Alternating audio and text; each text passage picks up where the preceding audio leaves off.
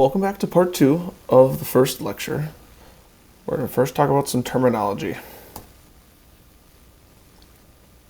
Step length refers to the distance between the point of initial contact of one foot and the point of initial contact of the opposite foot. It is measured from heel strike to heel strike. Normal step length should be relatively symmetrical between limbs. Asymmetry often indicates pain, weakness, or confidence issues on one side. Clinically, shortened step length on one side often reflects decreased stance tolerance on the opposite limb. Patients reduce time and distance spent on a painful or unstable limb. Step length asymmetry is one of the earliest signs of gait dysfunction. Stride length is the distance between successful initial contacts of the same foot. One stride equals 2 steps.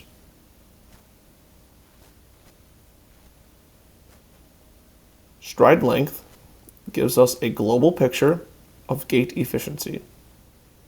Reduced stride length is commonly seen with pain, fear of falling, decreased strength, or neurologic involvement. Clinically, improving stride length often reflects improved confidence and load tolerance, not just strength gains.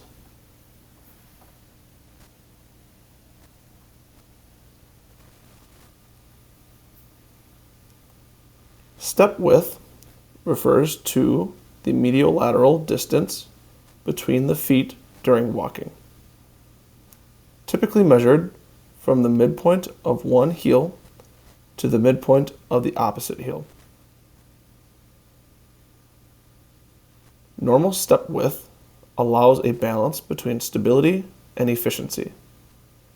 It is closely tied to balance confidence, neuromuscular control, and vestibular input. Biomechanically, increasing step width increases the base of support and improves frontal plane stability, but it also increases energy expenditure and reduces forward efficiency.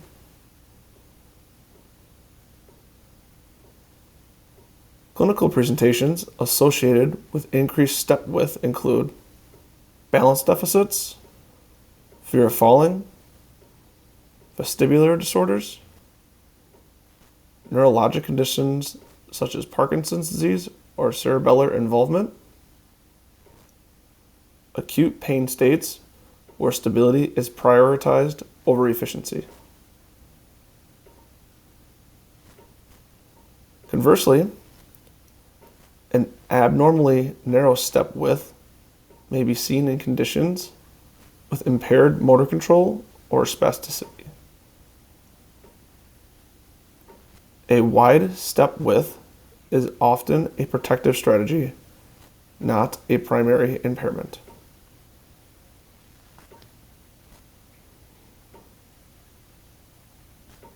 Base of support refers to the overall area beneath the body that provides stability during gait. While step width contributes to base of support also considers foot placement and timing. An increased base of support improves stability, but comes at the cost of efficiency and speed. Clinically, changes in base of support often reflect balance confidence rather than strength deficits alone.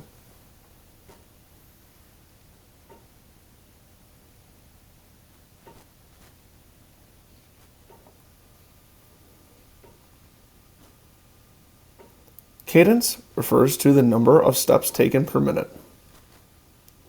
Normal adult cadence is approximately 110 to 120 steps per minute.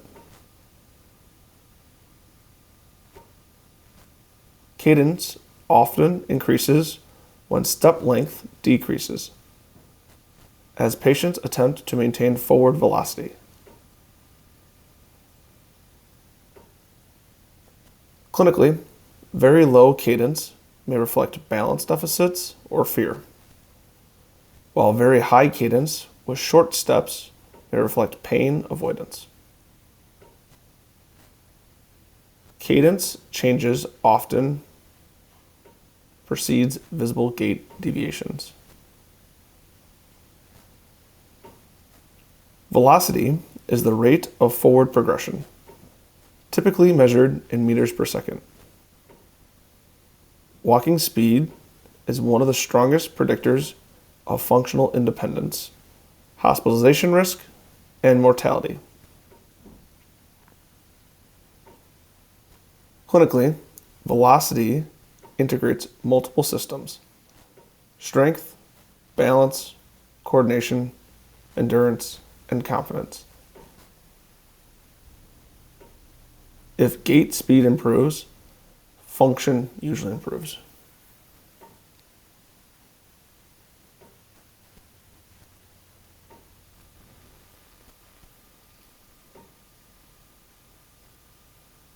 This slide outlines the minimum joint motion required for normal gait. These are not ideal values, they are functional thresholds.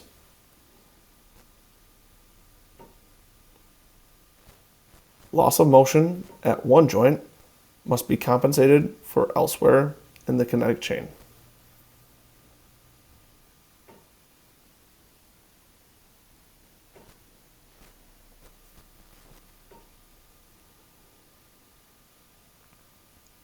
This slide shows a visual representation of double limb support, often abbreviated as DLS.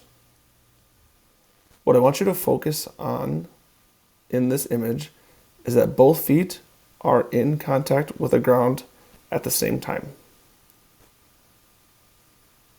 This is defining the feature of double limb support. Double limb support occurs twice during the gait cycle. The first time during initial contact and loading response. When the leading limb has just contacted the ground and the trailing limb has not yet left the ground. The second time occurs during pre-swing, when the trailing limb is preparing to leave the ground, but the opposite limb has already made contact. In normal walking, double limb support accounts for approximately 20% of the total gait cycle. As walking speed increases, the amount of time spent in double limb support decreases. When someone transitions from walking to running, double limb support disappears entirely and is replaced by a flight phase. From a stability perspective, double limb support is the most stable portion of the gait cycle. The base of support is largest here, and the demands on single limb balance are lowest. Clinically, when you observe someone spending more time than normal in double limb support, this is almost always meaningful. Increased double limb support time is commonly associated with pain during single limb loading, balance impairments, fear of falling, or neurologic involvement.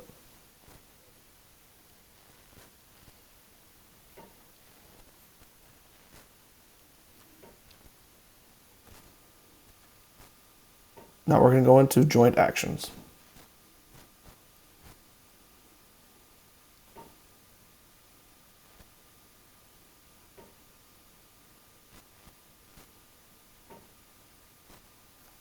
This large chart summarizes what is happening at the trunk, pelvis, hip, knee, and ankle across the entire gait cycle. This slide is not meant to be memorized. It is meant to be used as a reference framework. As you look across the chart, notice how joint motions are coordinated. For example, when the hip is extending during terminal stance, the ankle is dorsiflexing, and the knee is near extension. These relationships matter more than isolated joint values. Gait deviations rarely come from one joint acting alone.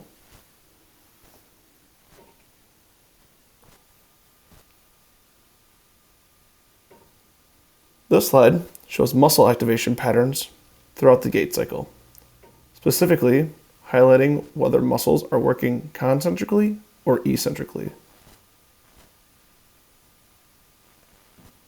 Eccentric control dominates normal gait. Muscles are often acting to control motion rather than create it. Key examples: the quadriceps eccentrically controlling knee flexion during loading response,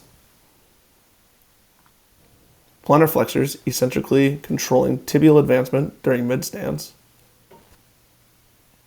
and the hamstrings eccentrically decelerating the limb during terminal swing. Understanding eccentric control is critical because eccentric weakness often presents as poor control, noise, or instability rather than pure strength loss. Most gait dysfunctions are eccentric control problems, not concentric strength problems.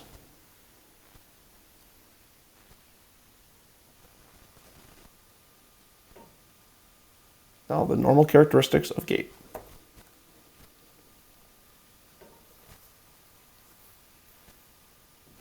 The normal temporal spatial characteristics, and cadence is about 90 to 120 steps per minute.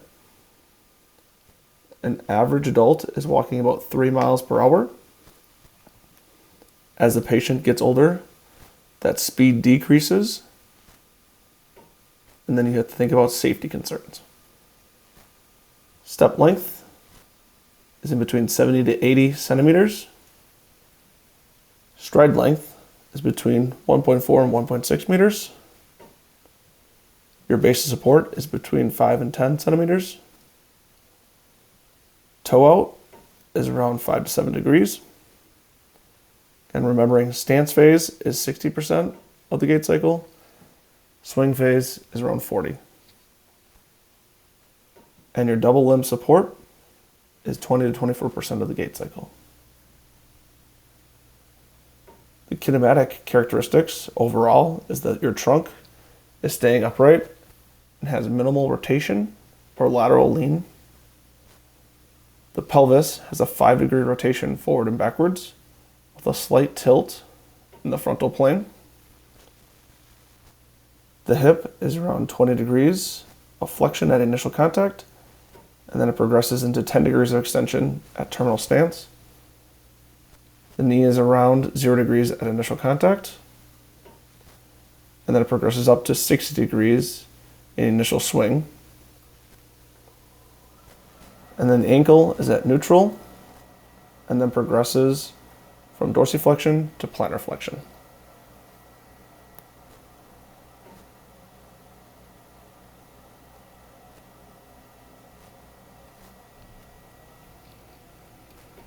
And then breaking down the vectors. So ground reaction forces are always important to consider. Overall, with vertical ground reaction force, there's a double peak pattern during weight acceptance and push-off. From anterior to posterior, it's going from braking to propulsion. Your center of mass has about a 5 centimeter vertical excursion. To make gait efficient, you're trying to minimize the center of mass displacement and have the muscles work. And then breaking down the basics of the gait pattern, you have initial contact, where your tibialis anterior is eccentrically active. Your loading response, your quads are active. Mid-stance to terminal stance is where the calf controls the tibial advancement. And swing is where the hip flexors advance your limb and dorsiflexions occurring to clear the foot.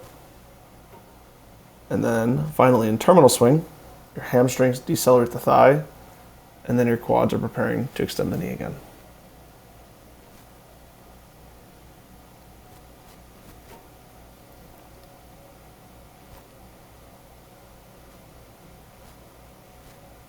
When observing gait, always begin globally and progress locally. This structured approach prevents missing the primary driver of dysfunction. This is an important chart that's shown in your Rancho Los Amigos. We will break this down further in lab.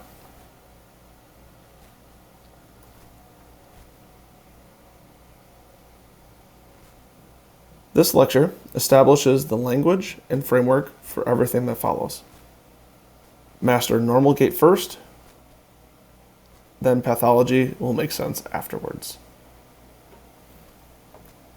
Here are all the resources that I used to help support this evidence-based gait analysis class.